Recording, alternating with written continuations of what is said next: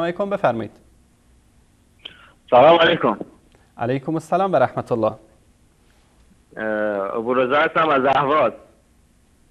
ابو رضا از اهواز. آقای ابو رضا بفرمایید برادر گرامی.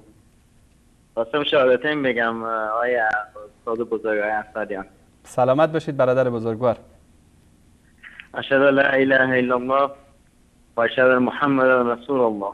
الله اکبر، الله اکبر، الله اکبر، الله اکبر. استاد آقای انصاری، ما واقعا شما رو دوست داریم. سلامت باشید. من تقریبا نزدیک 1 سال هستش که الان هدایت شدم بعد الحمدلله از شبکه‌های خود شما و شبکه‌های عربی که در نیل داریم. الحمدلله. اینا رو من بررسی کردم، نگاه کردم، واقعا فهمیدم که واقعا حق کجاست و دروغ کجاست. الحمدلله، الحمدلله. بله. ابو رضا برادر بزرگوار، نکته تحول در زندگی شما در چی بود؟ عرضم به خدمت این که آدم وقتی میخواد یه چیزی رو راستش رو بفهمه باید 2 مطلب و 2 موضوع دنبالشون پی بگرده و یعنی اگه آدم دنبال حق هست فقط یک سمت رو نباید بره بشنوه و بررسی بکنه.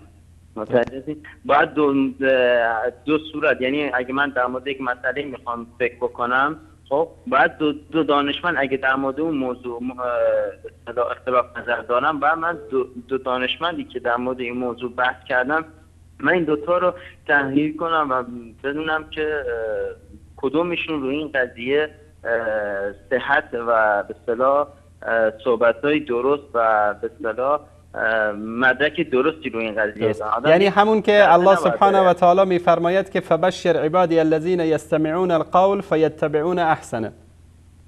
احسن. بله درسته، همینطوره.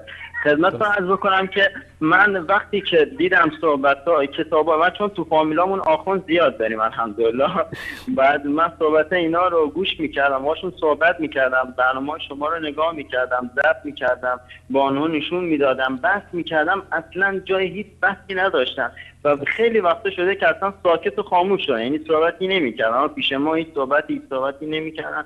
وقتی من ازشون جواب میخواستم اینا هیچی نمیگفتن، چون تو اقوام نزدیکای ما هستن کسایی که الان یعنی عمامه هستن و دارن الان تو درس میدن و یا سر منبر میرن و وقتی باشون صحبت میکردیم هیچ صحبتی نداشتن.